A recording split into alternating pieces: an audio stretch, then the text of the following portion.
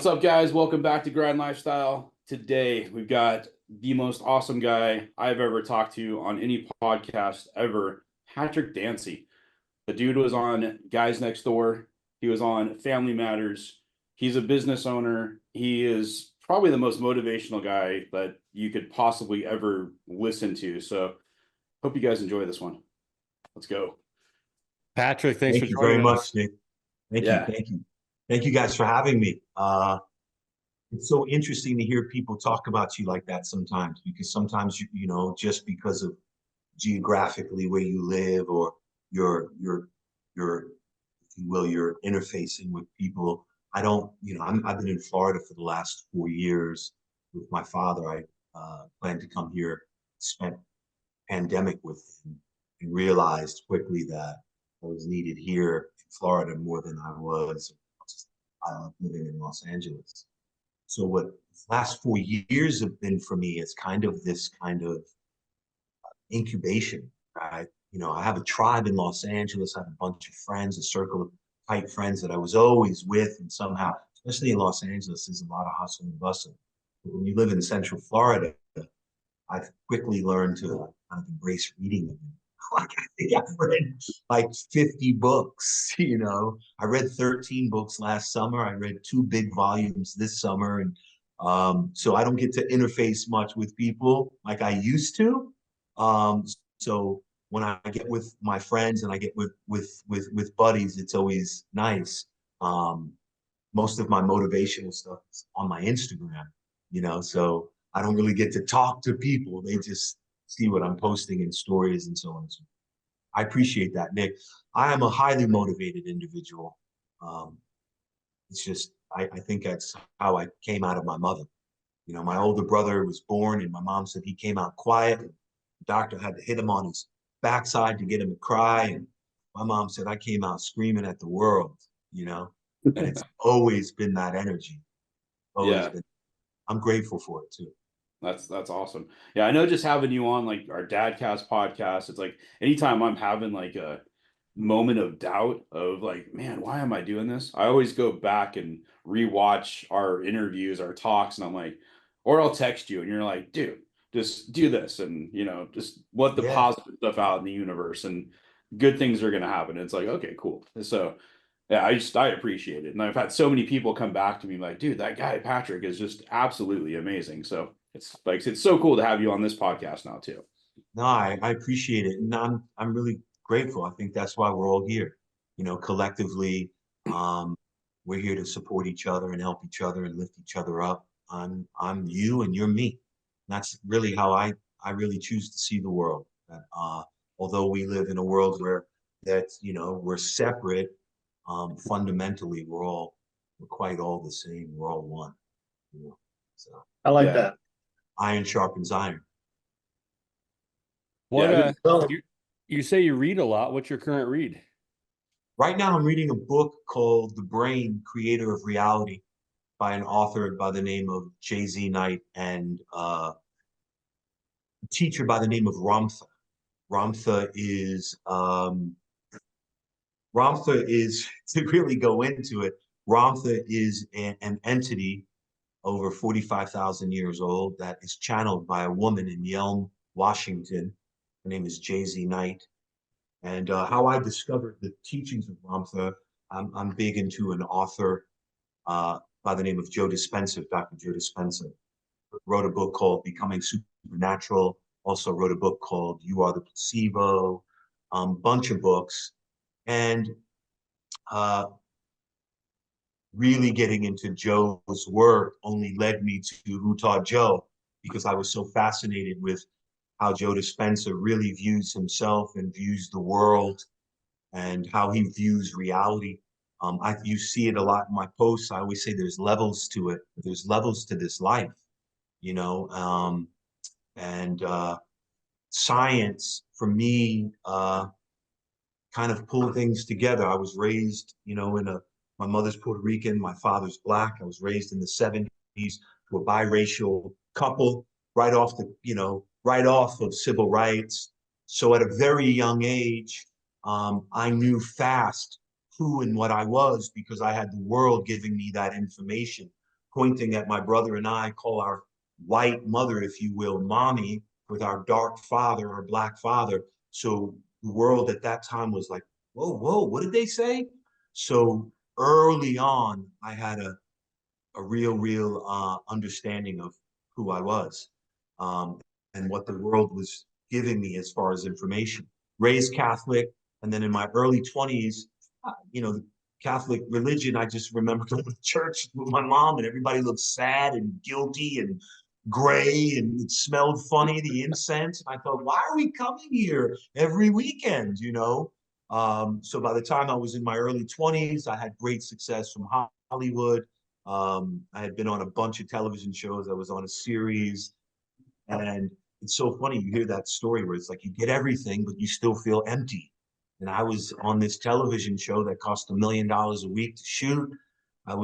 My name was known all over the world. I was in a boy band, but I still had this feeling of like, it's got to be more.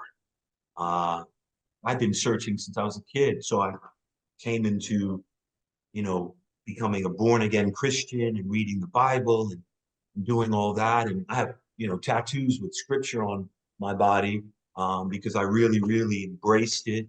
I hid myself in my room for 2 years and read the Bible from cover to cover. And then as I grew up and matured, I was still seeking. I still wanted more answers.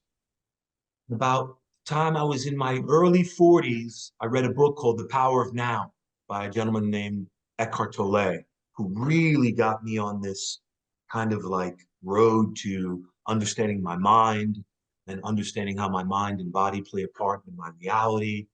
And from Eckhart Tolle, read several books, and then finally fell upon Dr. Joe Dispenza, who literally 4 years ago just connected everything from mysticism or religion to science, and how they both really, really complement each other.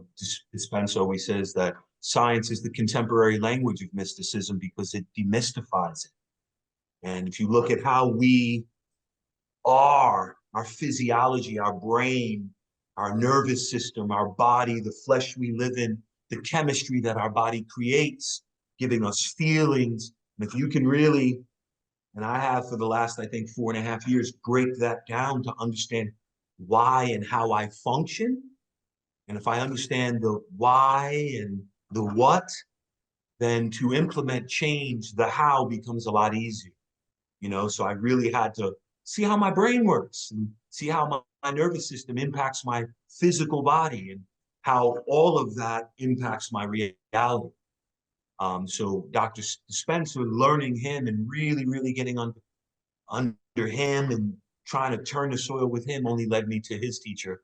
Like I said, this entity who channels a woman, and he's a man, but he channels a woman, Jay-Z Knight, and a lot of people have been skeptics, and Jay-Z Knight has been under every test that you can look neurologically to see if she's been goofing, to see if she's been faking it, and she's been around since 1977, Jay-Z Knight, and Ramtha has been her teacher since 1977. And some of the information that I've gleaned just reading some of these books is incredible, and just how you can approach your life and how your reality can be created by just how you think and how you act and how you feel. And that goes over a lot of people's heads, but it's very, very basic.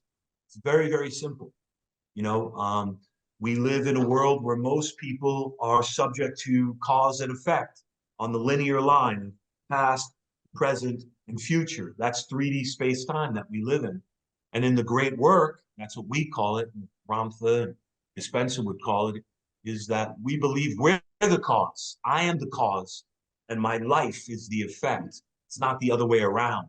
And most people live the other way around. They wait for something to show up at their door to make them happy, right? Oh, that came, I'm now happy. Most humans are waiting for something outside of them to give them fulfillment, joy, peace, happiness, whatever it is. And all of those things are available this moment if I give them to myself. And that's where people kind of go, what is that? That's I live deep. that way. That is incredible, though. Yeah, it's a great practice.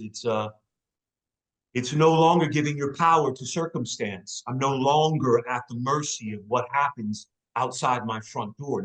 No matter what comes to the front door, I stay in my power. I get to choose who I'm going to be in light of the situations that come through the front door. A lost job, a lost friend, somebody angry at me, someone cuts me off on the road. I still, in those moments of the now, have a choice at who I'm going to be in those moments. Am I going to be the guy who matches the energy of the person who cuts me off and calls me all kinds of names? Or I'm going to stay in my power and allow it to be what it's going to be, right? And when I'm in my masterhood, when I'm living as a master, I'm living in the power of self, like I said, I can't be tossed to and fro by the life situations, by the circumstances of life. I refuse to, and it takes a discipline and a practice. People say, how are you this way, Patrick? I practice being this way. We all practice being the people we are, whether we're conscious of it or not, right? Habituation is just, habit is just an unconscious response. And most of us live in a habituated state of being. We practice waking up feeling this way every day. We practice having those every day. We're practicing being who we are. So when we want to change those things that we are, we've got to become aware of those habituations. It's like the fish in the fishbowl, right? The fish in the fishbowl thinks it's in the ocean, right? All that time, all these fish swimming by, and it's like the fish in the fishbowl thinks it's in the ocean, but only when it becomes aware of the fishbowl does it go, holy shit, man, I'm in a bowl. I'm not in the ocean. Let me ascend this and get out of this bowl so I'm free in the vast, endless ocean. I'm no longer limited by the bowl, right? So for us to change as beings, we've got to become aware of our tics and our habituations and our unconscious reactions to people, places, and things, and times and events. We've got to become heightened in our awareness so I can go, no, I'm not going to do that. No matter what they're doing or that's happening, I'm still going to be this person in my power. This is so good for like what is going on in the world now too, politically. If people just understood you have a choice. You don't have to be what everybody else wants you to be. You don't have to fit the narrative of this. You fit your narrative and just be a decent person. And Like tell that your the world story. would be such a great, better place if people could just be decent people and agree to disagree or whatever. It's crazy. Like all the just insane stuff going on social media, just walking through a grocery store and seeing the absolute differences of opinions and just outspokenness of like people being so mean to people. It's like, man, just calm down. Like at the end of the day, we have each other. That's it. And yeah, Yeah, it's like take a breath and reflect before you act, you know? yeah. Yeah. I think a lot of that, I'm going to give you guys some statistics that are true, the scientific, you can fact check me. 73% of most humans walk this earth in survival every day. That means that 73% of all humans are creating chemistry, which is emotions, stress hormones that keep them where they are every single day. Every single day, they're in this perpetual habit trail. Remember hamsters used to be on that thing? 73% of most humans are on that, on a habit trail. Their tomorrow looks exactly like yesterday. There are no changes, there are no deviants, there are no highs in the sense of nothing new. It's a habituation. So when you talk about politics and you talk about us and you talk about them, it really comes down to not red and blue. It doesn't come down to Republican and Democrat. I mean, you take that all the way, you still see that in the world. You see 73% of most humans defending a position, right? Because I've been habituated to be this person. And the moment you think differently, that threatens my whole reality. So I can't have that, right? What we fail to see as beings are that your life, Nick, is totally different. How you were raised, where you come from, what you eat, what you hear in a day, what your tasks are in a day. I have no right to judge you from the place that you see yourself and the world. No right. It's going to be different. Sorry. It's going to be different. Just like with Scott, it's going to be different. And with Jesse, it's going to be different. We're not always going to agree. We all have different places from where we live, from whence we come, right? How we see and view the world and how we view ourselves. So for me, when you bring up the politics, it just hits the nerve of that 73%.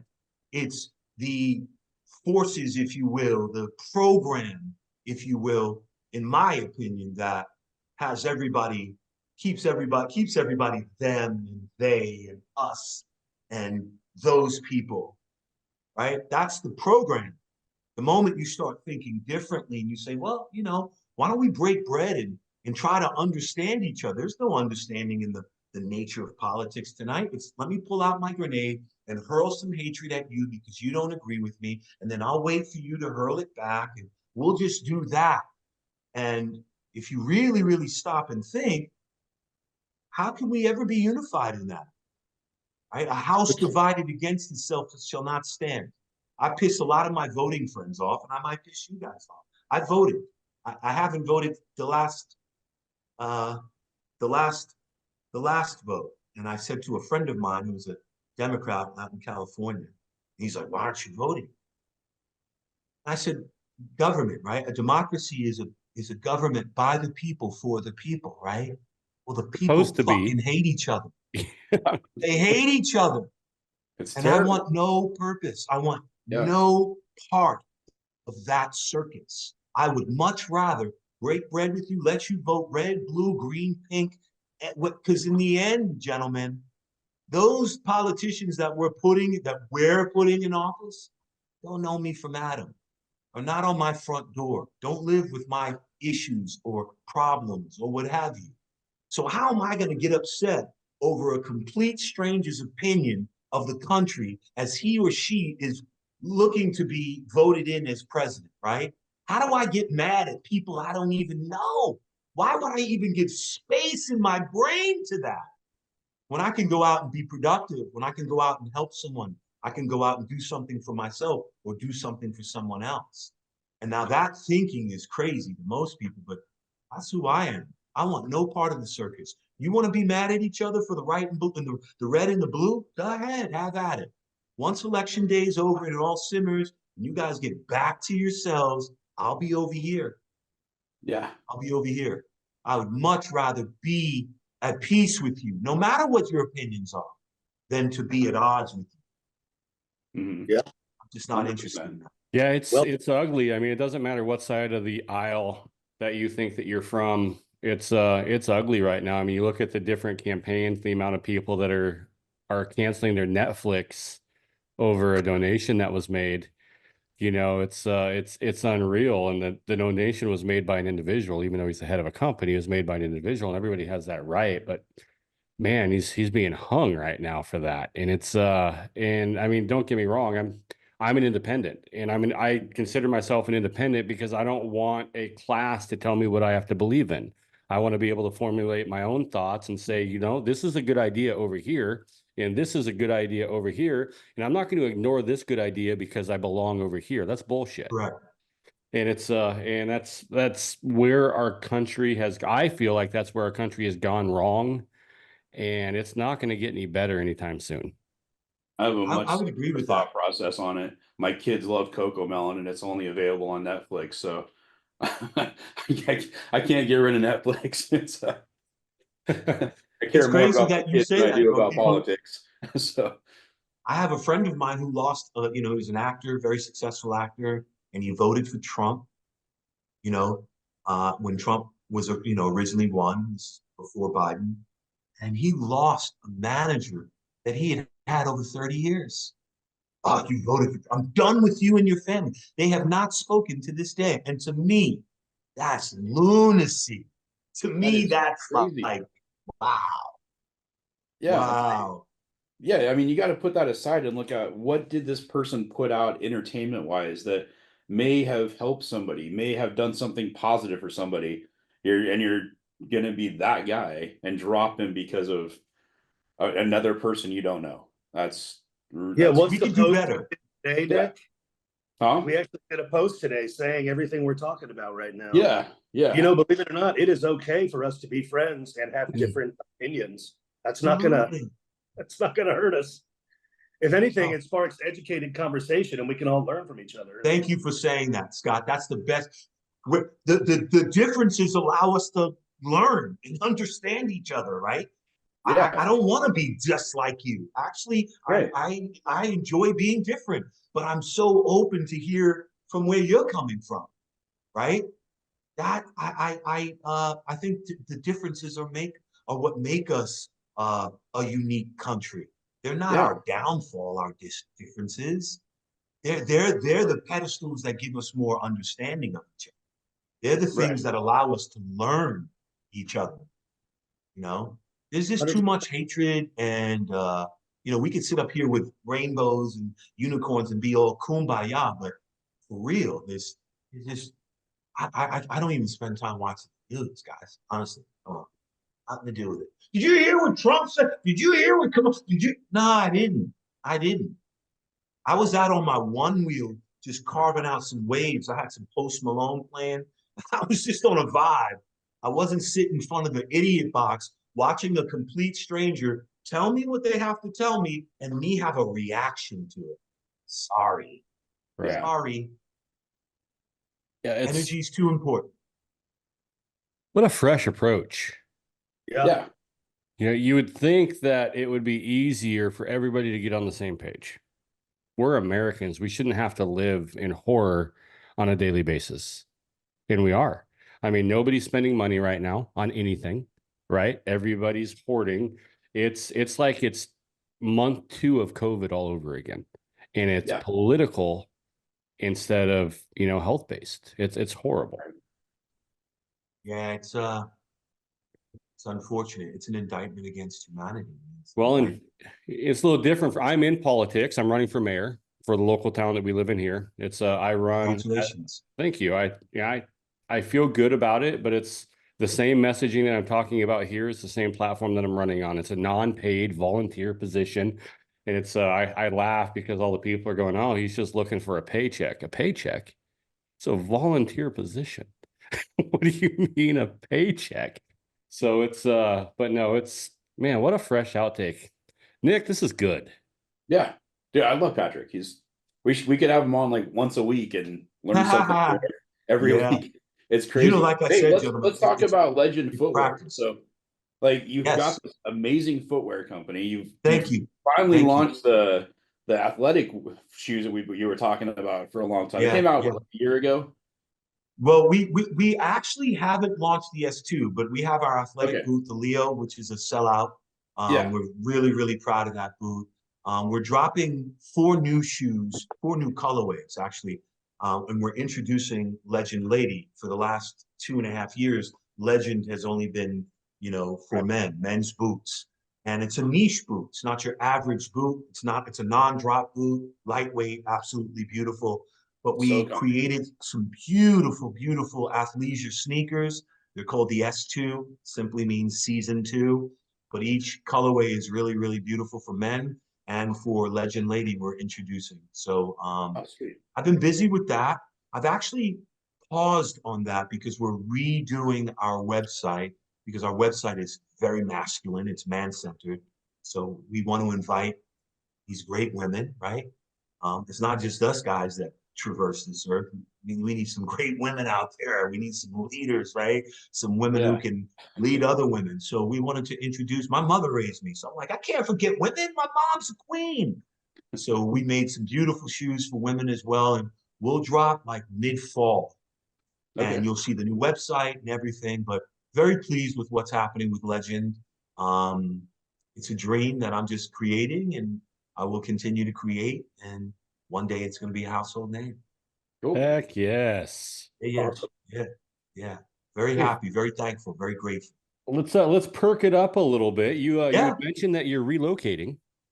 You want to talk about that a little bit? Yeah. So currently I'm in Central Florida, and I'm going to be moving more south towards the Miami area. So staying in Florida. Yes, staying in Florida. Love Florida. I just think we want to be closer to the water. We're central Florida. So it's about an hour and a half, hour and 45 minutes just to get to the ocean. And I love the ocean, as you can tell. I love my tan. As you can see, I woke up like this.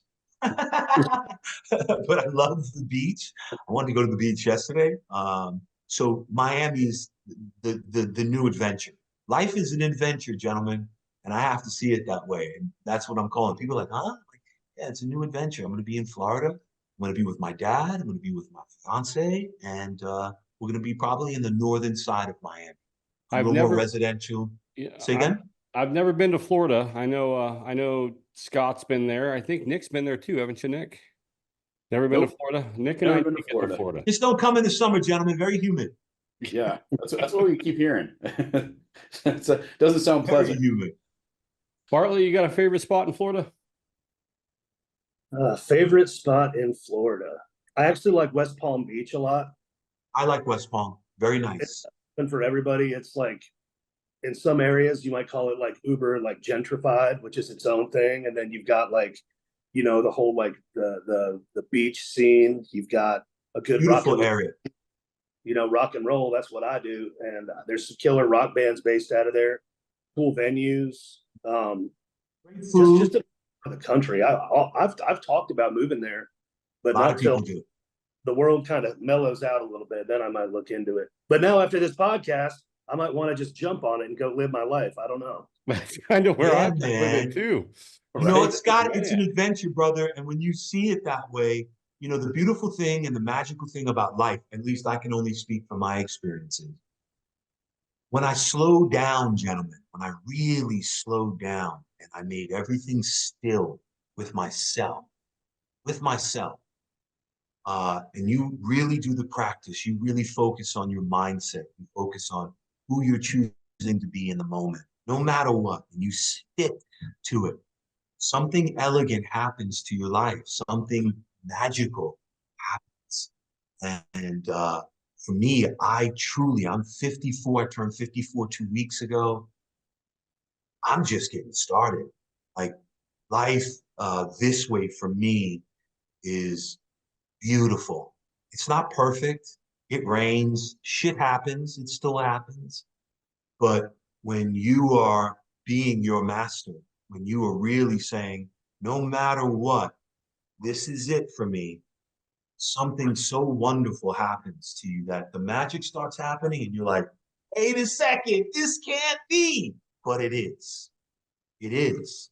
And you hear people talk about it all the time, especially guys in the world of mindset and real focus on mind and body and consciousness and raising your consciousness. And that sounds all new age, but consciousness is just awareness. When you raise your awareness, right, and you're aware of yourself, and you're aware of where you want to go, and no matter what, you have that vision, you're fixed on that vision, no matter what's happening, when you stick to it, it begins to unfold. And it's beautiful, it's magical. And you're like, wow, this is it. So when I say an adventure, it's an adventure. I don't know what's on the other side. And I'll leave that to itself. I'll leave the unknown right where it is, because that's where all the potential is. It's in the unknown of it, right? I do love the unknown. I love like the premise of you don't know what's next, but I always liken it to doing the 2.5 off the high dive. You just got to start flipping, and you might not land right, but you do it. You just got to do it. Yeah. Yeah. I In most cases, people are afraid of it. I used to be that guy that was afraid of the unknown, right? Because I've always wanted to be in control of everything that I'm doing and everything that surrounds me. And last several years, I've really worked on internally changing that aspect within myself and starting to appreciate if you know and can control everything, creates a pretty boring life. Right. Yep. And then for me, I started getting pissed off. I started getting pissed off when things wouldn't go according to plan. And so switching to a method where I roll with the punches a little better. So it's, primary example, when the Windows shit happened, it shut me down. I lost a month worth of work that wasn't backed up. So 3-4 years ago, I would have walked away from everything. And now it's like, all right, looks like I'm working 18-hour days until I'm caught up. Big deal. So it's, I appreciate that mindset. That's the elegance that I'm talking about. That in itself. Okay, I guess I'm going to have to be doing this, right? You just stick to your commitments, right? The unknown is always going to serve you. I tell my lady, I tell everyone, don't paint the unknown with your colors of your past. It's what most of us do. We take the blackness or the void of the unknown and we start painting it with all our experiences and then we call it fear. Then we say, oh, that's going to happen, right? That's what we do to the unknown. No, leave the unknown to itself. It's not this ominous figure around the corner out to get you. In fact, it's full of your potential. It's full of your possibilities, right? And For there's me, so much So exponential, health the amount of variables that are exponentially available to you based on one choice can take you down a different path, show you things differently, but you have to be willing to take a risk to see that's all the that potential. adventure. Yeah. Yeah. For me, it was like a major health thing. Like I had a stroke in Vegas a few years ago and like everything kind of just stopped. Like I can't work a regular job. So it's like, I'm into grind lifestyle. I'm into dad cast. And it's like, okay, this has to work, but I don't know if it's going to work. I've met great people like Scott and a bunch of other really cool people that are like heroes of mine. And I'm like, okay, cool. I'm living my dream now. I'm almost 45 years old. If I would have not had that issue, I'd still be selling furniture and trying to knock this out on the side. And, none of this would have happened. So it's like, you're right. You just got to let it go and kind of just go with the flow and And hopefully dream your dream, man. Yeah. And don't take no for an answer. Don't, whatever it is, you Oh, yeah. stay committed to yourself. Stay committed to Yeah. yourself. This whole time I thought I was your hero. You're one of them. That was good. Hey, back to your acting career. From all the roles, and you've been in a mountain load worth of stuff. What character fits closely with who you really are? Good question. That's a great question. I did a piece on a great show back in the 90s called The Pretender with Michael T. Weiss. And I played this guy who kind of hustled people. I'm not a hustler, but his commitment to what he was doing, this character that I played, his name was Hawk, and his no nonsense and his unwavering faith in himself and what he was intending to do. I loved playing that character. I really enjoyed it. But my best experience was a small role in a movie called Simone, starring Al Pacino. All my scenes were with him. It was a co-star billing. I took the job because all my scenes were with Pacino. So any actor's going to be like, I don't care what I'm doing. What am I making donuts? Am I wiping the toilet? With Pacino, I'll do it all. Let's do it. And man, guys, it was like for every one of us actors going to acting school, because you see this man who has years of experience in the craft that we all hold up, right? Us young actors. And you see this commitment and this intensity. So while working on this film, we were not permitted to call Mr. Pacino by his name. He is his character. He really is his character. Wow. His character's name was Mr. Taransky. So if you made eye contact with him, and typically he tried not to make eye contact, he had a personal assistant who walked in front of him and one who walked behind him, to and from set, his dressing room to set. This way to kind of keep people. That But buffer. if you made eye contact with him, good morning, Mr. Taransky, he would good morning back to you. And what I loved about this man was that he lived it. He lived and breathed the character, so that when you were doing a rehearsal, you really weren't rehearsing. You were going. He was going to bring you to the circumstance and the moment that you were playing out. So we're kind of watching this. And one day we're shooting this scene at the Orpheum Theater in downtown LA. And what no one knows, the audience doesn't know, is that Victor Taransky was this huge director who became a recluse. He disappeared for years, and he finally emerges and he creates this movie, right? And he gets all the accolades. He's back. Bravo, Taransky's back. But what they don't know is the actress in this film he created is not real. She's simulated. Simone, which means simulated one. And he's terrified people are going to find out.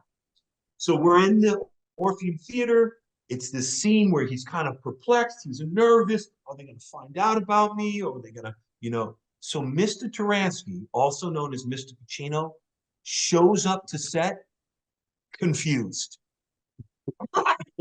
Didn't even know where his mark was. Like, Mr. Taransky, you're right here. And before they call action and the bell sounds, he's already in it. He's looking at us actors like, why are we here? Like, he's giving us all this stuff. So by the time they call action, you're no longer acting. You're living the part. Organically reacting to everything he's giving you. So he raises your performance just by the life of that he's bringing to it. And that to me was like, he's a genius. Because it's effortless then. You're just in the moment. You're in a real moment. You're having emotional truth with him because you're really reacting to what he's just giving you. So you forget about acting. You're just in the moment. That you know, there are other sitcoms that have used that want for people to act with him in their shows. Primary example, one of the greatest shows of all times as far as making money, Friends. Oh. Season 1, Joey Tribbiani becomes Al Pacino's butt double. And he's thrilled with the fact that he gets to work with Al Pacino. And it's just, it resonates. As soon as you said that, I'm like, man, I've seen this somewhere. So I just did a quick Google search and that's where I had seen it. And so similar stories that they actually put into sitcoms because so many people wanted to work with him. Intense. A great experience for me. One of the best. One, it's way up there. Like, you worked with Michael Corleone. You worked with Scarface. You know, it's like great. Yeah, really good for me. So what's next for you? In nothing in media. I really believe at some point for me, I will be speaking to masses of people. I want to go out there and really engage young minds. I'm from the dirt. You know, my mother and father weren't rich people. They were, like I said, biracial. And then my dad was gone. It was just my mother and I. And, you know, when you come from public housing and you live in the projects in Flushing, Queens, New York, you hear a lot of people telling you what you won't become, what you won't do, and what's against you. And for me, I would love to speak to some of the minds that live in some of those areas throughout the country and maybe even abroad. People who don't believe that they have a chance. People don't believe that they're the one, right? I tell people, I'll tell every one of you, you guys are the eye of the storm in your life. You're the one. In your life, you're the eye of the storm. And you're the eye of the storm. Everything starts with you. And I want to say that to young children. I also want to say to people, you know, when they, in these belief systems that limit them, and they learn to defend their limits, and again, the habituation of being that self, I want to say, no, there's another way. You just got to look in. You got to turn it all in and stop looking out for the end. It's not in the new car. It's not in the hot girl. It's not in the new house. It's, yeah, all those things are great, but that's not where your power is. It's not where your peace is. That lies much closer. If you can tap into that and spend time with that, things will shift for you. Very nice. Very well said. Well, we are coming up on that 45-minute mark. I want to thank you again. Your social media, everybody can find social media and website links on the side of this. Let's wrap it up. Nick, Scott, any final questions? Yeah, are you gonna do any more acting? Do you have anything else coming up in that world? You just kind of No, you know, it's like I've told so many stories of other people's now. I want to tell my story. awesome. I want to do something from Patrick Dancy versus a character. I can get behind that, man. You, like I said, you're one of the most motivational guys I've ever met. So Scott, I've got a question if you want a second, unless you're ready for yours. Say again. I've got a question for him, unless you're ready. Where can I find Simone? Probably just Google it, Simone and Al Pacino. It's directed by Andrew Niccol, the gentleman who directed Gattaca with Ethan Hawke and Uma Thurman. He's an English director, so just Google it. It should be out there streaming somewhere. Yeah. Right on. I'm watching that tonight. Let's go. Let's go. So my question, you read a ton, but you haven't mentioned writing. Is there an autobiography in the works? I love to write. That's a great question, brother. I think I'm going to write something one day. Sure. Sure. I've been writing in journals since I was 16. Like I said, my mom said, you came out, you were a deep thinker, you know. I've always had questions, and I'm starting to answer some of those questions myself. So I think I'm going to write something. I think it will follow just public speaking, just engaging audiences. Yep. You know? Yeah, you'd be perfect for it, dude. Yeah, no, I agree completely. Thank you so much. You think we can hook you up to have a part 2 on this thing? Yeah, come on, let's do it, guys. So yeah. Let's do it. awesome. I would Well, love hey, that gentleman right there is Patrick Dancy. That is Scott Bartlett. That is Nick Martin. I am Jesse Dugas. This is part 1. We will work on getting a part 2. Crazy times we're living in. Stay safe, follow your beliefs, and thank you again. If you haven't done so already, go hit that like and subscribe button.